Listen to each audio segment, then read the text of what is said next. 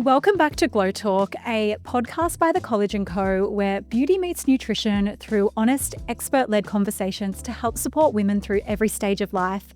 My name is Millie. I'm the resident dietitian here at The College & Co, and today I am joined by a fellow dietitian and nutritionist, Julz, who specialises in weight loss. Julz, thank you so much for joining us. Lovely to have you here. Thank you for having me. Our pleasure. Can you tell us a little bit about yourself and what made you want to specialise in weight loss? Yep. So I am a dietitian and nutritionist, and I do work with a lot of women who do have a goal of weight loss. And this area I've kind of landed into after having a few opportunities in my dietetic placement to work in an obesity and metabolic centre in 2 hospitals. And I was also able to do my master's project in adolescent obesity. So that was just a whole new world that I was exposed to, just seeing women and even men in this pursuit of weight loss, but doing it in really restrictive, extreme ways. And that's definitely what sparked my interest and passion to show women that there is another way. There's a way that you can do it more realistically, sustainable, and in a way that honors and doesn't punish your body. Yeah, and in a way that allows you to have all of those foods that you love and build a healthy relationship with food and your body as well, which I'm sure you're familiar with. Can you talk us through some of the key misconceptions when it comes to weight loss, or what you find it is that people struggle with the most? Yeah, so a lot of women, I find a lot of women, they want to eat less and move more. And they can help, but then they can also backfire when it becomes too restrictive. Another thing is people think that you need to cut out carbs to lose weight. We hear it all the time. Which is obviously not true. Because carb is a really important part of our diet. It's grains that have vitamins and minerals and fiber, which is all really important for our health and gut health as well. Yeah. And also that you need to cut out sweet foods to lose weight, which is not true at all. So not true. Everything in a mindful portion, and we speak a lot about, balance here. And as you said before, when you do cut out those foods, it actually creates that sort of all or nothing mentality and a really negative cycle, and almost opens the floor for like restrictive eating and binge eating, which we want to try and avoid as much as we can. I want to talk to you a little bit about calorie deficits, because we hear that word floating around all the time, but there is a lot of confusion around what it is and why it matters. So could you tell us what a calorie deficit actually means in as simple terms as you can? So calorie deficit means that your body is expending more than you're consuming. So that equation helps with fat loss and weight loss. So when you say expending, is that through things like exercise, through daily activities, through I think what's it called, the thermogenesis of food, so even breaking down food? I feel like a lot of people don't know this, but when you're eating, you're actually burning calories. So the aim of the game is to essentially eat less calories than what we expend, which sounds really simple, but we know from ourselves and working with clients that it can actually be quite challenging. Do people actually need to track calories? Because I know that can be really overwhelming and really stressful. Is that the only way that we can guarantee some sort of weight loss? Absolutely not. Tracking calories is just a tool, but you can definitely do it without. So tracking calories can be helpful for someone just to build awareness, improve their nutrition knowledge, just understand portions as well. That can be really helpful in the short term, but it's something that I wouldn't recommend someone to do 24/7 or all year round. It's really only specific times or even specific phases of their lives that can be useful, but I always say tracking calories is a tool, it's not a lifestyle. Definitely. Yeah, that's such a great way to put it. And it is quite a mentally heavy task to do that a lot of people don't have the time or even the knowledge on how to do correctly. So it's great that, especially now we've got you in our community and you can help guide our customers in how to make sure that they're following a calorie deficit as best as they can while still trying to meet their nutritional requirements, because that's a whole other piece of the puzzle. Could you talk through why just eating healthy, and I guess this sort of relates to what you were speaking to then, why just choosing healthy foods isn't a way to guarantee weight loss? Because I find so many people are like, but I'm eating all the salmon, I'm eating all the sweet potato, I eat fruits and veggies, but I'm still not losing weight. Is that because they're not in a calorie deficit? Potentially. And with food and choosing healthy food, it all comes down to the portions that we do eat. Yeah. So, if we were to drink 7 liters of water a day, that Yes. could be considered unhealthy. But water is healthy, right? Yes. But it's the amount that we are having. So certain foods, like something considered a healthy fat, they've got more calories per 1 gram. So it's got 9 calories. And then protein and carbs is 4 calories per 1 gram. And so that's where people may find that they're eating healthy foods, like, for example, nut butters, which are a great source of healthy fats. Yeah. Shouldn't be fearful of them. But it is important to be mindful of how much that we're having, because they can add up and be quite energy dense. Yes. And it's difficult to wrap your head around, because we know that low calorie doesn't always mean healthy. And those higher calorie foods, like you just spoke about, then your healthy fats and your high protein foods, they can be higher in calories, but they're more nutrient dense, and they help keep us fuller for longer, and they help with our brain health and our heart health, and stabilizing our blood sugar levels, all of those things that you and I know inside out. But low calorie doesn't always mean healthy, and high calorie foods doesn't always mean that they're unhealthy. So just something, I think that our customers should keep in mind, and our listeners.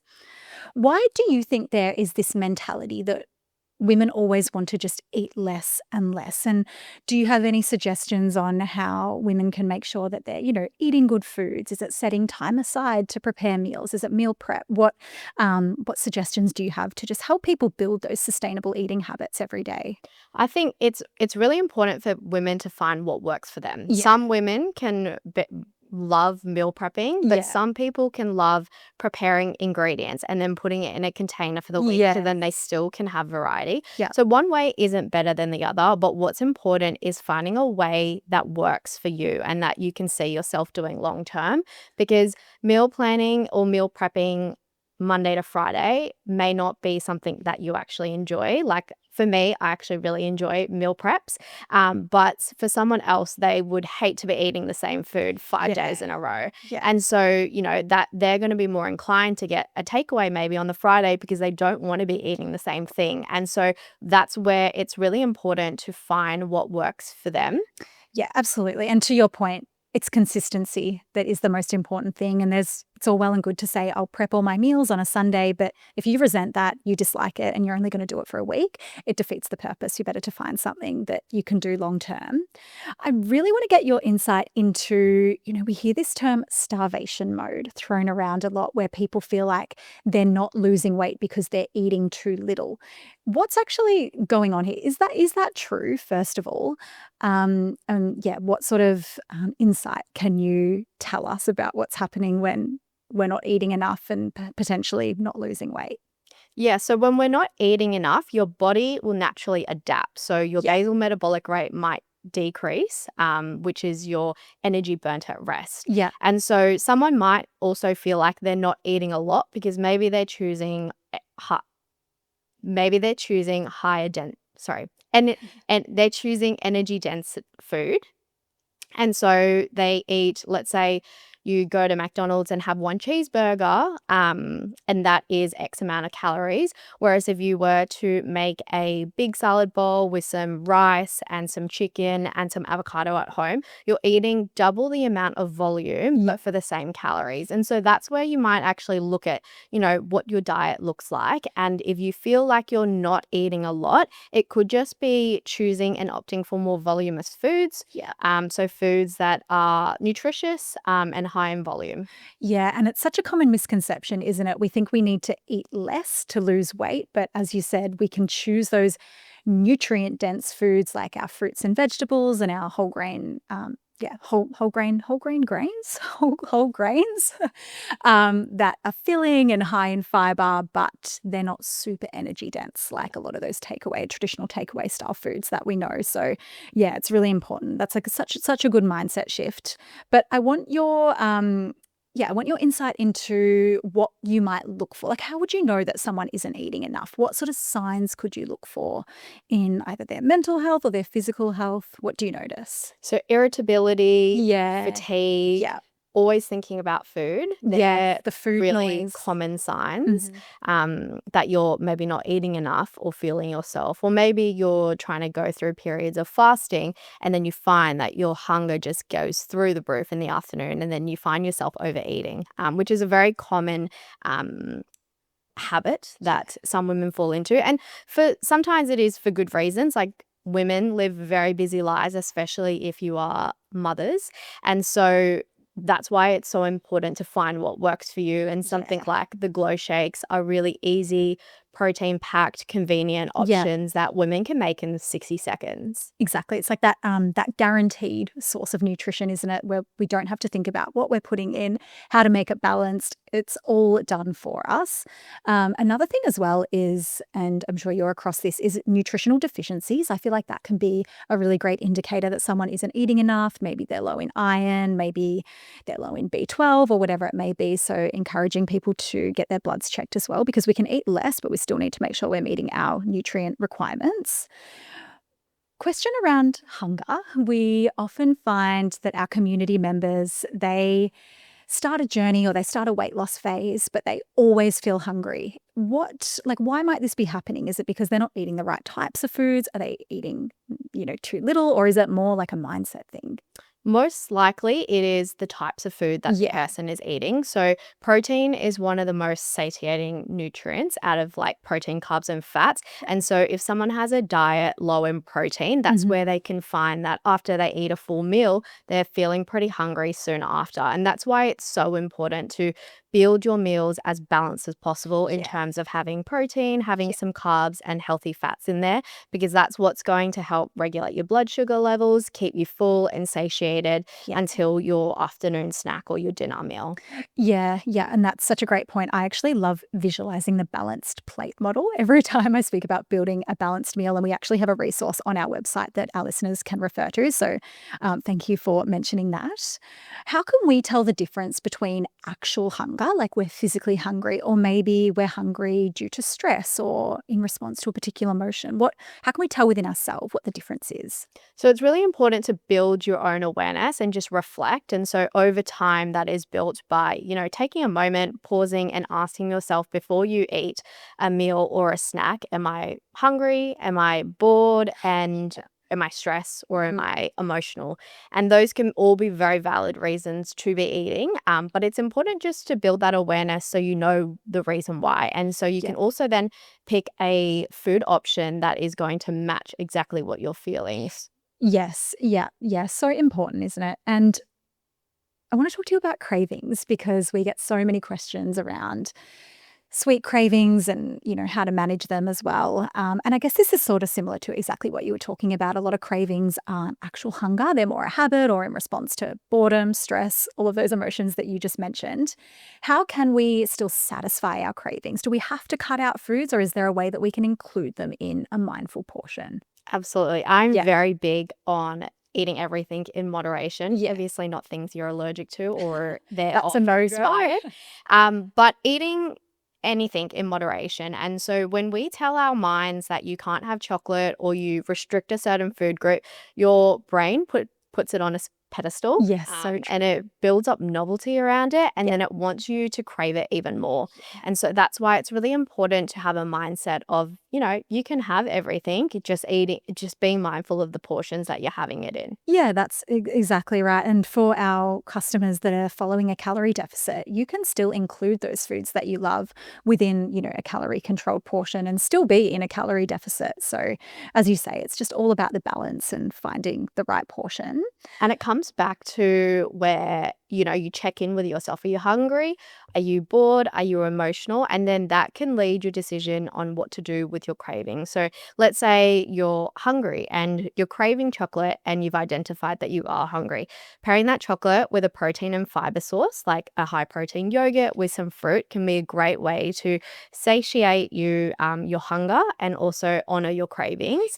But if you then acknowledge that, you're craving some chocolate and you're just feeling a bit emotional, then you have that piece of chocolate and then maybe pair it with some fluid or some beautiful energy by Collagen Co. Yeah, beautiful. And something I talk to our community a lot about is when they are honoring that craving and they just decide to have the chocolate, The most important thing or the next step from there is actually just moving on, forgetting about it and not feeling guilty for doing so, because I know so many of our customers, they'll give in to their sweet treat, their sweet craving, and then they just feel awful about it and feel like, they've ruined all of their progress. But we know that that's absolutely not the case. And you can have those foods in a moderated portion, still be in a calorie deficit and meet your weight goals. I'd love to move on to some other factors that affect weight loss. Can you talk me through when we're lacking sleep or when we're waking up feeling fatigued and tired and lethargic, how does that potentially affect our weight loss goals?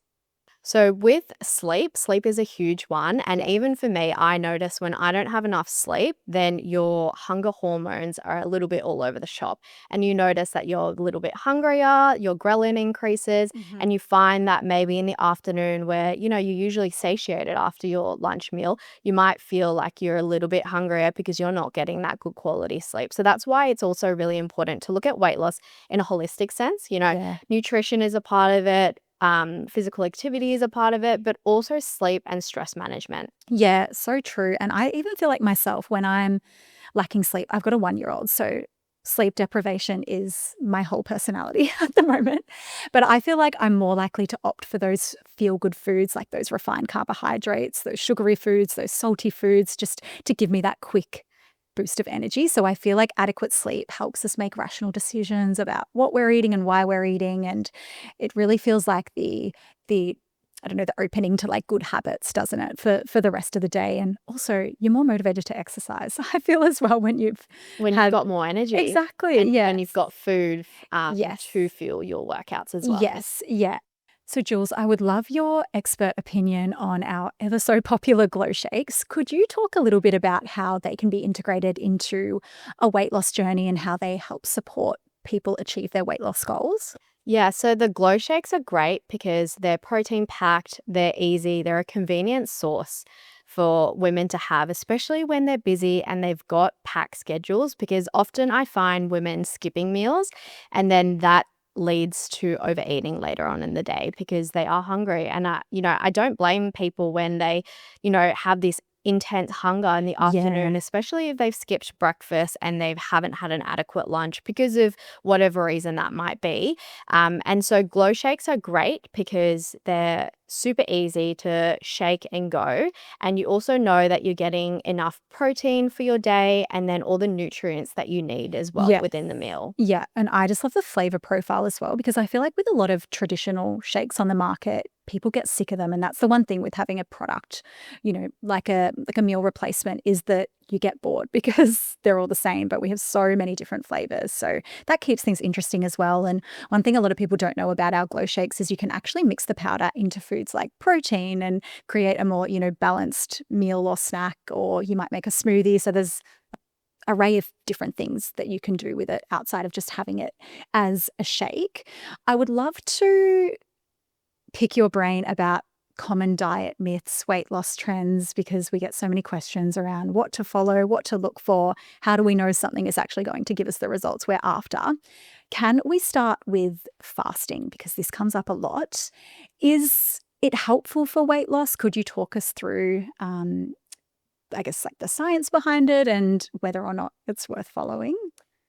With all things in health as dietitians, it Yeah. depends. It depends on the individual, it Yeah. depends on their lifestyle, it depends on their day-to-day routine and what they need in their life. And so fasting could be, useful for someone who doesn't wake up particularly hungry and Yeah. then prefers to eat later on in the evening, especially if they have most of their waking hours towards the end of the day.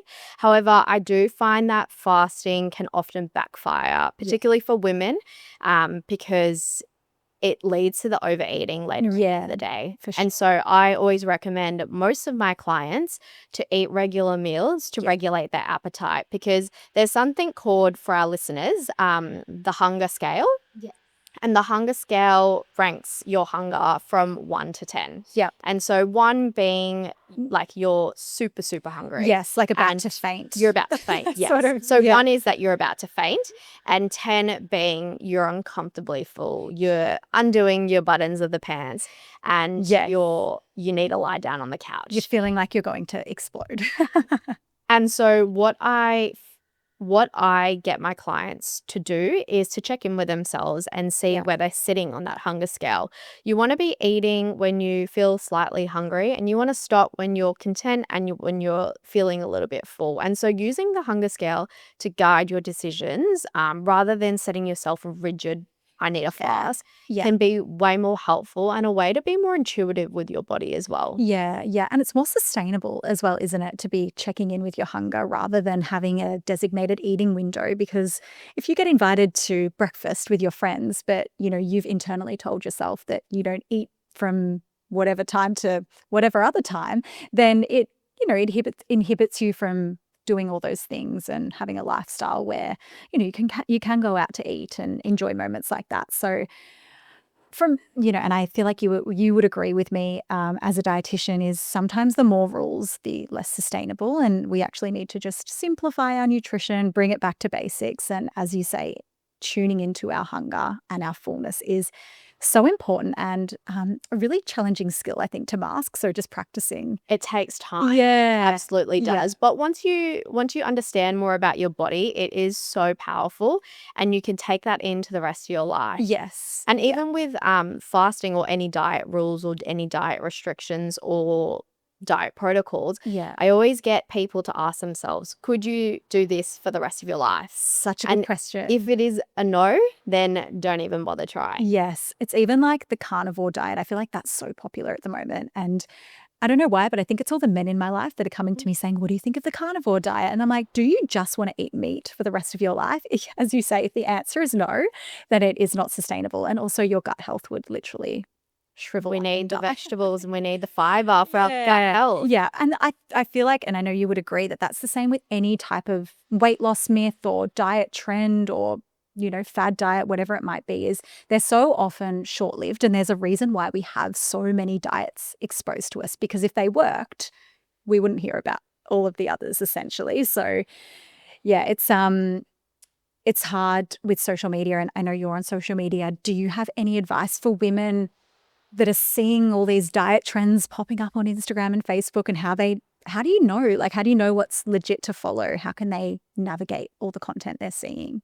If you see a diet trend, just take a step back and just ask yourself, is that realistic for you? Yeah. And also ask yourself, is that something you need to be doing? I know I see a lot of people gluten-free, dairy-free.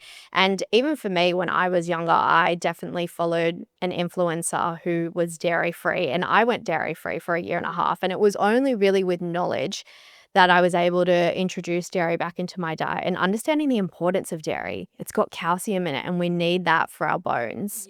And so when we're looking at things on social media, just take things with a grain of salt and just, ask yourself, is that something that I want to put my body through? And as well, are you acting out of like love and honor for your body, or is it more of a punishment and restriction mindset? Yeah. And speaking of mindset, I think as a society, we're always so obsessed with what we need to remove from our diet, what we need to eat less of. But if you actually shift the perspective and think about what incredibly nutritious foods you can add into your diet, often that's the missing piece of the puzzle. And we're so fixated on eat less of this, eat less of that, which can be important from a calorie perspective. But more often than not, we will find that there's so many gaps in key food groups in people's diet, which, are so important for so many reasons. I would love your insight into what the biggest nutrition misconception is that you see online, you see with your clients. What's the one thing that, people struggle with the most? It's the all or nothing mindset. Yeah. And people, having one meal off plan and thinking that they need to wait for the next day to start again. Yeah. And that's not actually true. Like one meal out of, even for a week's meal, that's 1 out of 21 main meals. Yeah.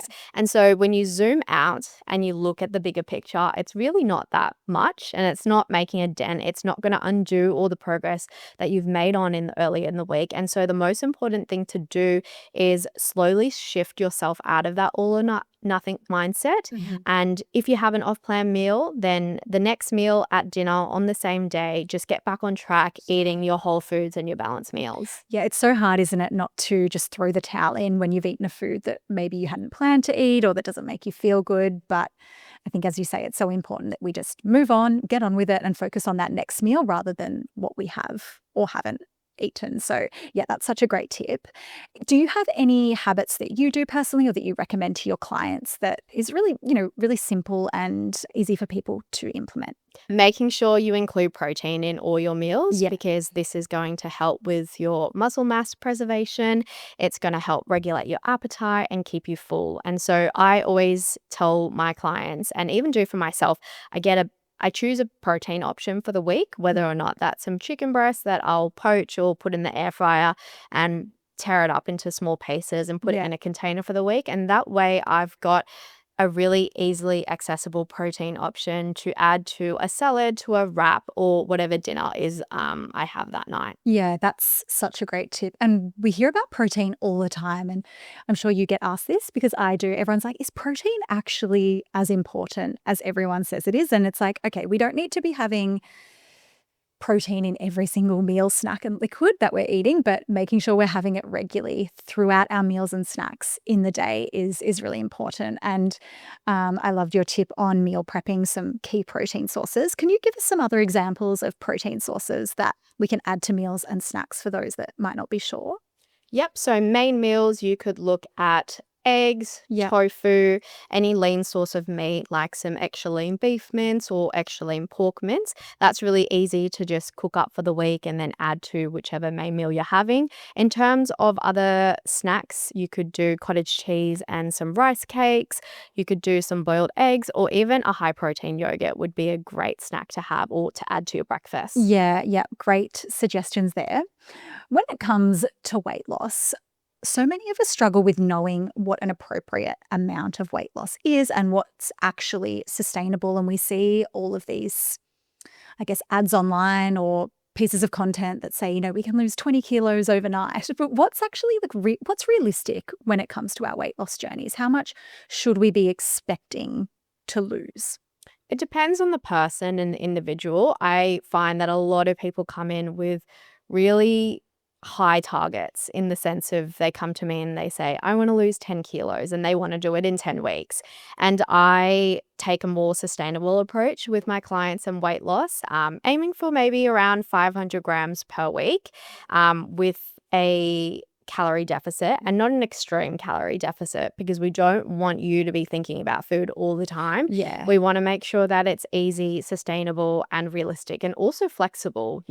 If it is seeming all too hard, we actually need to find another way, because that is not the way for you if it Yeah. really feels that difficult. Yeah, that's such a good point. And when it comes to calculating our calorie deficits, is there a resource that you would recommend people can use, or an online website, or how do we know what our calorie requirements are and how much of a deficit we should be in? Should we speak to an expert?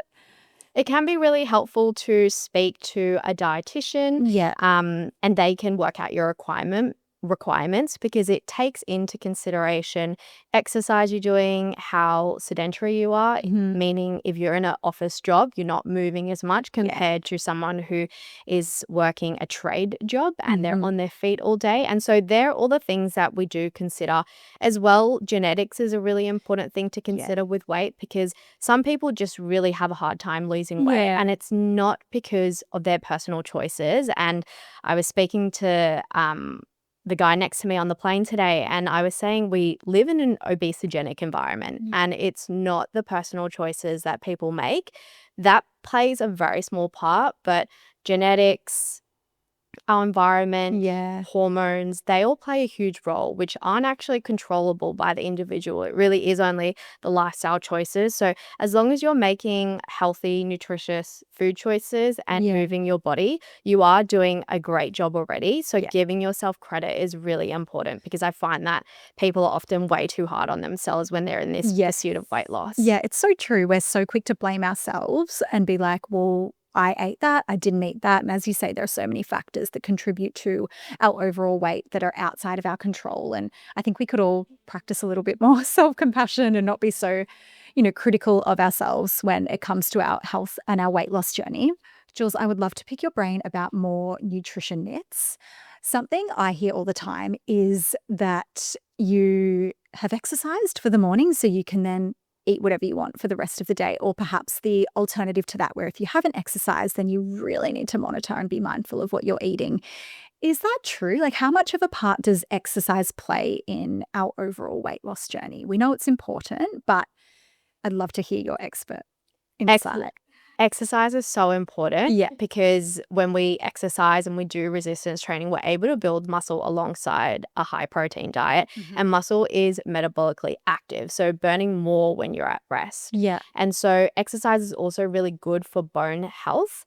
But the one thing that I find clients do is they run out of time and they don't make it to the gym, and then they think that they need to skip their dinner meal, for example. And that is not true. Your total energy expenditure only accounts for about 5 to 10%. It's quite small, isn't it? Quite small. Yeah. And so, the things that make up a larger portion of that pie is even your non-exercise activity thermogenesis. Like your NEAT. Your NEAT. Yeah. So NEAT is actually more of the pie than exercise. And so that is you fidgeting, talking with your hands. Yeah. And so I just wanted to highlight that, because if you don't get to the gym, it doesn't mean that you need to restrict yourself later. Yeah. You can still nourish your body and still eat for health, because you do need fuel. Just being at rest, you need fuel. And that is 70% of that pie of your total energy expenditure. Yeah, that's such a good reminder, isn't it? You don't have to thrash yourself in the gym to meet your weight loss goals. It's just having an active, sustainable lifestyle. And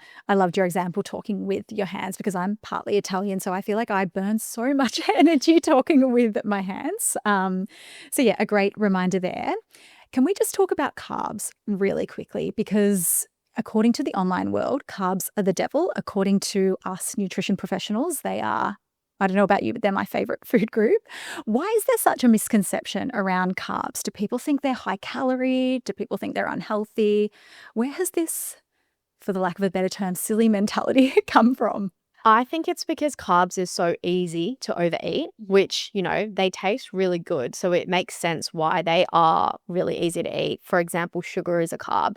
You could eat a whole bag of lollies in 2 seconds and you don't even realize. And so carbs isn't the devil, and it's choosing the right types of carbs, or choosing carbs that are just a bit more nutritious, like your whole grains, your breads, your rice, or your whole grain pasta. And so those are the things that are going to nourish you. And the Australian Dietary Guidelines, they say that we need at least 6 serves of grains per day, which Quite is a lot, isn't it? Yeah. And so for reference, 1 serve of grain is 1 slice of toast, or 1 small English muffin, or half a cup of cooked rice and cooked pasta. So they are needed for a balanced and varied diet for health. Yeah. And so it's really important not to cut out food groups. And so if you see anyone on social media saying cut out a food group for no good reason, please do not listen to them. You need Cut them out of your feed. Go unfollow them. Yes. Yeah. I often find with people in my life, they'll say to me, Millie, I've started eating more carbs, or I've, increased my carbohydrate intake off the back of your recommendation, but I gained X amount of, grams or kilos over the week. But I think a common misconception is that when we consume carbohydrates, we also retain quite a lot of fluids. So every gram of carbohydrate that we ingest, we also hold an additional 3 grams of fluid per gram. So that can lead to bloating and, feeling a little bit sluggish. And that's where I often tell people that the weight on the scales, or, if you're feeling a little bit sluggish or bigger or whatever it might be, it's not always directly fat gain. It might be fluid. It might be that you've just eaten a large quantity. And I think carbs are quite a culprit for making us feel like that. And that's where they get that negative connotation. But as you said, there's different types of carbs, so it's not restricting them altogether. It's just about choosing the right types. And I think there is also a lack of knowledge around carbohydrate food sources like fruit and yogurt and nuts and seeds and lentils and legumes. They all contain carbohydrates as well, but we just always think pasta, rice, and noodles. And as bread, exactly like you said, those foods that are really easy to overeat. Julz, I would love to play a quick game of true or false with you, weight loss edition. I'm going to fire some questions at you and give me your best answer. So true or false, you have to track calories to lose weight? False. It's just a tool, but not everyone has to use that tool. There's different ways to do it. Love it. True or false, eating too little can actually slow fat loss? True. True or false, protein helps control hunger and cravings. True. True or false, liquid meals like the Glow Shake can't keep you full. False. We know it's nutritionally balanced. True or false, Glow Shakes are only for weight loss. False. For someone who has a low intake of protein, Yes. so I've gotten my mum onto it because she is an avid breakfast skipper, or she's just a one toast kind of person. And so I've gotten her on the Glow Shakes just to make sure that she's getting her protein and her calcium, which is really important for her age. Yes, so good. Love it. But I would love a last piece of advice from you, something that you wish everyone knew about weight loss. Maybe it's a tip, maybe it's a motivational something from you. What do you want to say to the women out there on a weight loss journey? Don't skip meals. Yeah, full stop. Skipping meals just tend to lead to overeating later in the day because you're hungry, and I don't blame you.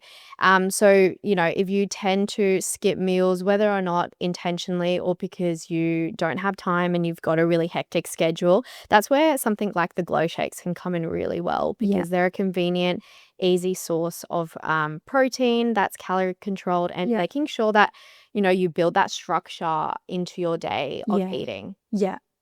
Amazing. Loved your tips. Love your suggestions. That was incredible. Thank you for all of your practical tips and strategies. But I feel like our conversation does not end there. I have so many more questions, and I know our community does too. So we may just have to get you back for part 2. But thank you so much for joining us today.